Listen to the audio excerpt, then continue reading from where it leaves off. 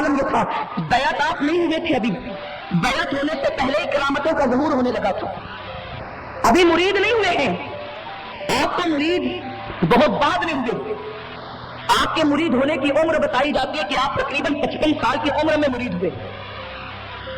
बाद रिवायतों में यूं आता है कि 55 साल की उम्र में बाबा फरीद से मुरीद हुए।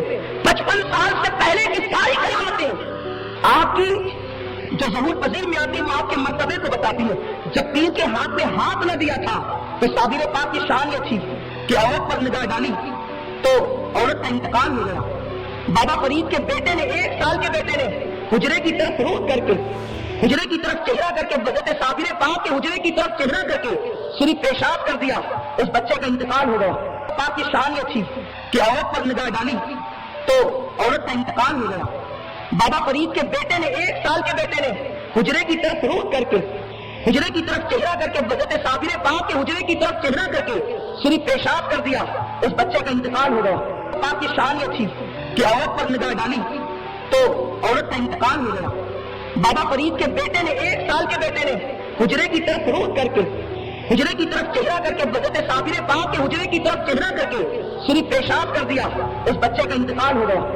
अब रहा मामला करामत का, तो करामत को हम मानते हैं, लेकिन करामत यह है कि कोई शख्स दुआ करे, अल्लाह ताला उसकी दुआ को कबूल फरमा ले, दैट्स ऑल, इससे ज्यादा कुछ नहीं है, वो अल्लाह की मर्जी है।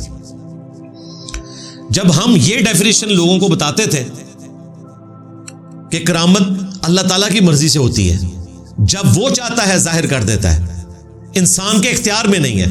इवन मोज़ा भी पैगंबर के इख्तियार में नहीं होता, सवाए उन मोज़ात के जो परमानेंटली अटैच कर दिए हैं अल्लाह ताला ने। जिस तरह के मूसा अलैहिस्सलाम जब कभी भी लाठी फेंकते थे वो अजदहा बन जाती थी, लेकिन वही मूसा अलैहिस्सलाम जब समुद्री झील के किनारे आए हैं, उनके दिमाग में यह बात नहीं आई कि मैं इसके जरिए रास्ता बना सकता हूं। साथियों ने कहा मरवा दिया, तो मूसा अलैहिस्सलाम को अल्लाह ताला ने वही की कि इसी लाठी को पानी पे मारो, ये रास्ता भी बना देगी। अगर मूसा अलैहिस्सलाम खुद से रास्ता बनाने वाले होते तो उनको पता होना चाहिए था, लेकिन उनका एक्सपीरियंस इतना ही था कि अल्लाह ताला ने बस इतनी इजाजत दी है कि ये अजदहा बनेगी, इससे ज्यादा काम नहीं कर सकती।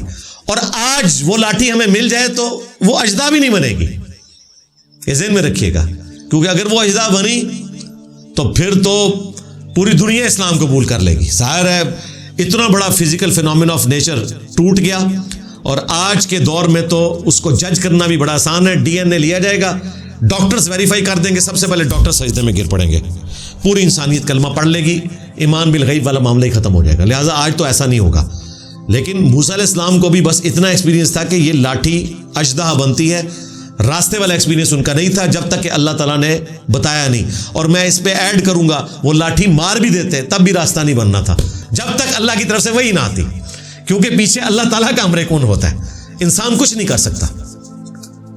तो जब हम कहते थे कि मोज़ा पैगंबर के साथ खास है, करामत का ताल्लुक गैर पैगंबर के साथ है, और वो भी दुआ करेगा अल्लाह कबूल करे, बाकी कोई कुछ करके नहीं दिखा सकता। तो पता है ये बरेलवी उलमा क्या कहते थे, नहीं जी करके दिखा सकता है। सुलेमान अलैहिस्सलाम का जो दरबारी था आसिफ बिन बरखिया, उसने तो दावा किया था कि मैं आपके पलक झपकने से पहले पहले तख्त को यहां पर हाजिर कर दूंगा, सैकड़ों किलोमीटर से इतने वजनी तख्त को। तो ये तो उसने दावा किया था, तो करामत तो दावा करके हो जाती है, और उसने करके भी दिखा दी। हालांकि हमारे नजदीक उससे पहले जो जिन खड़ा हुआ था वो भी बहुत बड़ा साहिब करामत था, क्योंकि उसने भी जो दावा किया वो आज के दौर में भी पॉसिबल नहीं है।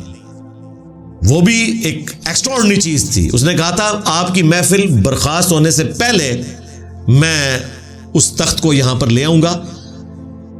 वो बेचारा इसलिए पीछे रह गया कि पहली पोजीशन जिसने हासिल की उसने दावा ही बहुत बड़ा कर दिया था पलक झपकने से पहले, तो ज़ाहिर है उसके मुकाबले में तो कुछ नहीं था। दूसरा, हमारे आला हजरत ने भी थोड़ी ज्यादती कर दी, उन्होंने उसका तर्जमा कर दिया एक खबीस जिन बोला। जब उस जिन बेचारे को खबीस डिक्लेयर कर दिया, इफरीत का तर्जमा खबीस कर दिया, हालांकि इफरीत का मतलब होता है द्यो हैकल। खबीस उस वक्त होगा जब कोई करीना मौजूद होगा। एक जिन पैगंबर की सोबत में है, उनकी खिदमत के ऊपर मामूर है, और अपनी खुशी से अपनी खिदमत पेश कर रहा है, वो बेचारा खबीस कहां से हो गया? मेरे नजदीक आला हजरत के ऊपर 298A लगती है तौहीन सहाबा की, क्योंकि वो जिन सहाबी था और बागी नहीं था, मुती था। इन्होंने इफरीत का तर्जमा कर दिया, खबीस जिन बोला। कहते हैं जी इश्को मोहब्बत, इश्को मोहब्बत। आला हजरत, ये इश्को मोहब्बत है कि एक सहाबी जिन को खबीस कह दिया, उसकी वजह से उसकी करामत को कभी किसी ने जिक्र नहीं किया। हमेशा कहते हैं कि जी उसने गुलू तो नहीं होया, और भाई वो भी जो कर रहा सी थोड़े सारे बाबे रल के नहीं कर सकते, जो जिन कर लगा सी। खैर, आसिफ बिन बरखिया जिसका जिक्र सुन्नह नसाई अल कुबरा में मिलता है, उसने ये मामला किया। तो जब हम कहते थे कोई दावा करके नहीं कर सकता, तो हमें ये वाकया पेश करते थे। हमने कहा ठीक है, for the sake of argument कबूल कर लिया कि दावा करके कोई एक्टिविटी परफॉर्म कर सकता है। तो भाई फिर दुनिया गौस को तो अब्दाल से तो खाली नहीं है ना। आज जो गौसे वक्त दुनिया में मौजूद है, उसको कहो कि वो दावा करे और व्हाइट हाउस को गायब करके मार्गला हिल्स पर ले आए, ताकि ट्रंप भी सजदे में गिर पड़े, फिलिस्तीन भी आजाद हो जाए, इसराइल भी खत्म हो जाए, ईरान की भी जान छूट जाए। आज के गौस को कहो, खा वो कब्र में है या कब्र से बाहर है, किसी दरख्त के नीचे बैठा हुआ है, पूरे कपड़े पहन के, क्योंकि वो कहते हैं कि ये जो होते हैं ना, वो साहिब शरीयत होते हैं, ये कपड़े पहनते हैं। जो कपड़े उतारते हैं वो मजजूब होते हैं, जो कपड़ों समेत बैठे होते हैं ना, वो सालिक होते हैं। तो ये कहते हैं सालिक होते हैं ये। तो अपने उस गौस को कहो कि भाई वो स्टैचू ऑफ लिबर्टी गायब करे जो फ्रांस ने गिफ्ट किया था अमेरिका को, और लाकर रावी के पुल के ऊपर रखे, तो भी पूरे के पूरा अमेरिका मुसलमान हो जाएगा, मामला ही खत्म हो जाएगा। ये इतनी जंगें, इतनी मुसीबतें जो हम काट रहे हैं, पूरी दुनिया कलमा पढ़ ले। क्योंकि आपने खुद कहा है कि दावा करके भी करामत हो सकती है। तो भाई एक टिकट में दो मजे तो ना करो। पहले जब हम कहते थे कि दावा सिर्फ पैगंबर कर सकता है, वो भी अल्लाह के इज़्न से, और खत्म नबूवत के बाद वो बैन है, क्योंकि अब तो नबूवत खत्म हो चुकी है। अगरचे चिश्ती रसूलुल्लाह, थानवी रसूलुल्लाह, शिबली रसूलुल्लाह, सादिक रसूलुल्लाह लोगों ने दावे किए हैं, लेकिन वो तो झूठे थे ना। मेरे नबी सा है ही कोई नहीं, तेरे बाबे थे शाही कोई नहीं। वैसे आपको बता दें, बुखारी मुस्लिम में हदीस है 30 झूठे दज्जाल आएंगे क़यामत से पहले पहले।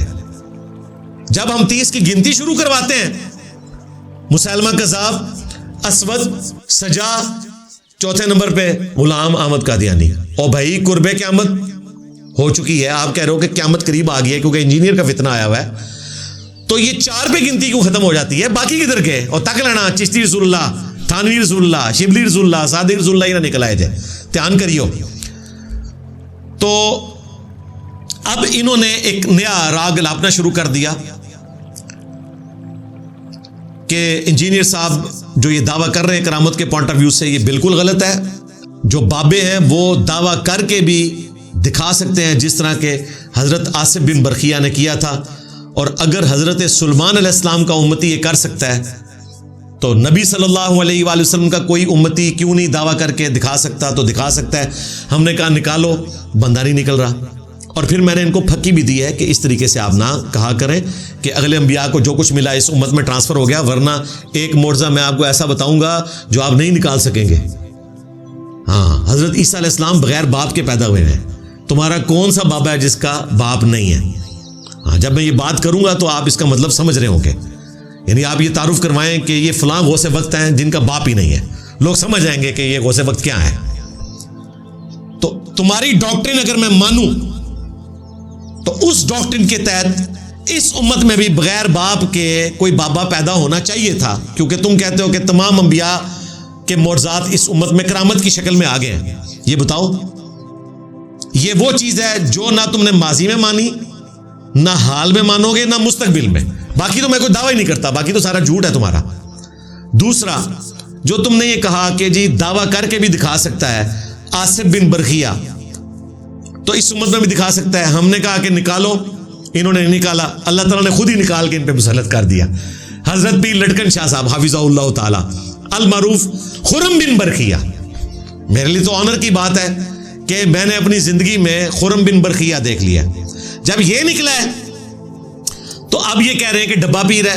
तो भाई अपनी बात पे कायम रहो और सुच्चा पीर लॉन्च करो।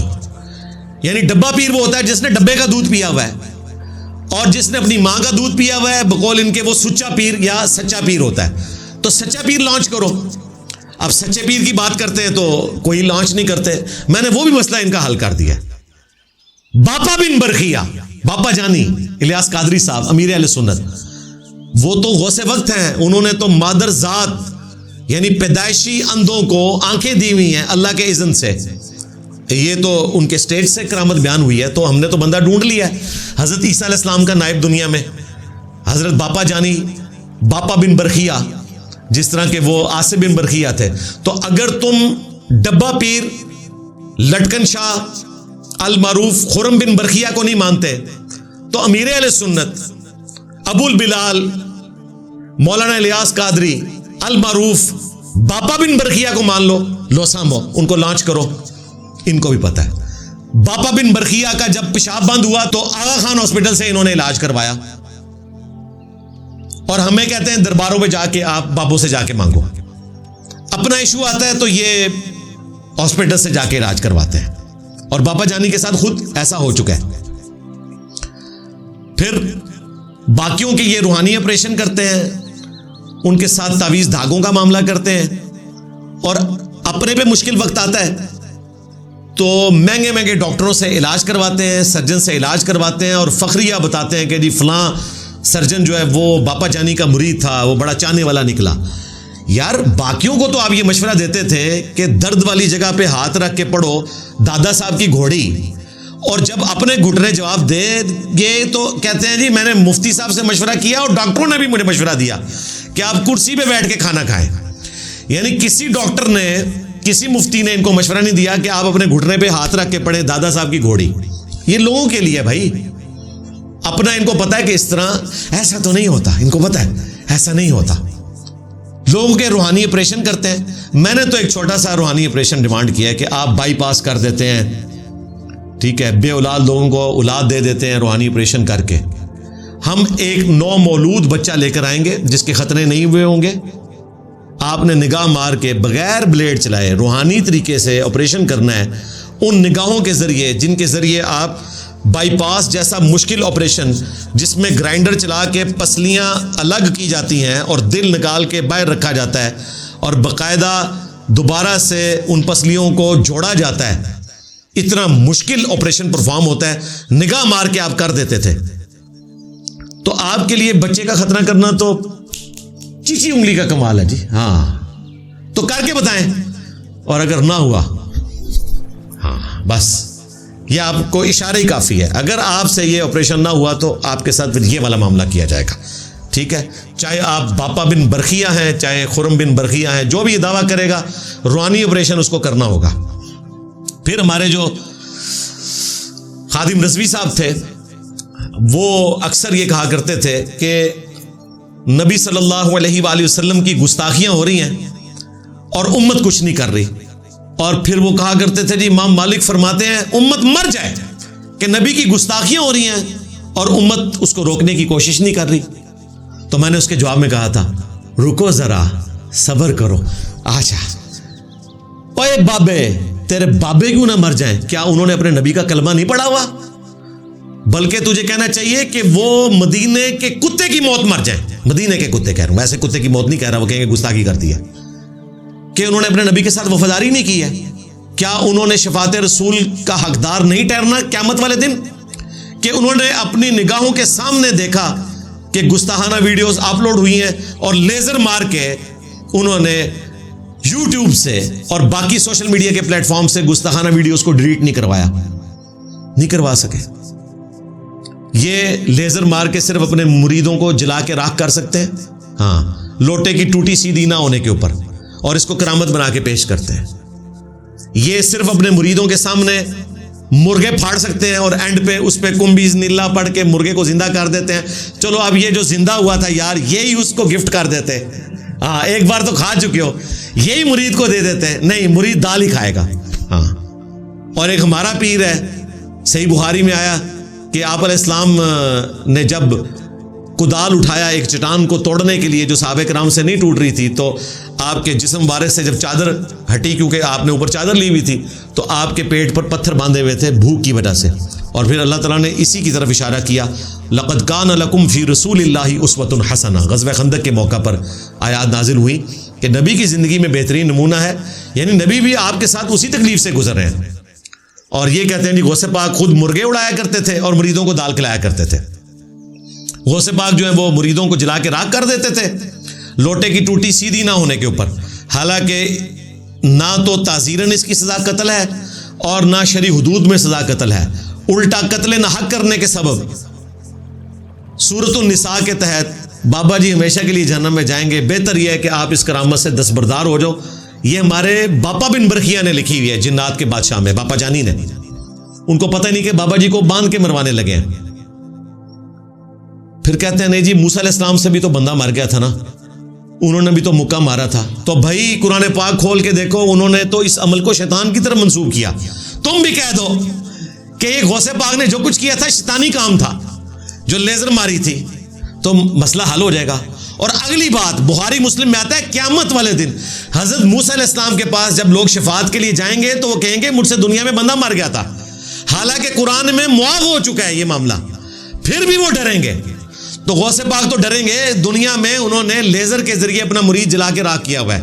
वो बेचारा मुरीद जो कि अपनी आखिरत बनाने के लिए आया था, अपनी आखिरत क्या बनाता, दुनिया भी बर्बाद कर ली, अपनी आखिरत भी बर्बाद कर ली, बाबे की आखिरत भी ले गया। हाँ मेरा नबी सा है ही कोई नहीं, तेरे बाबे थे शाही कोई नहीं। ज़ाहिर है बाबा जी भी नाल जान के ना, जिन्होंने कत्ले ना हक किया है हमेशा के लिए जहन्नम में। तो बेहतर यह है कि इन करामतों से दस्तबरदार हो जाओ।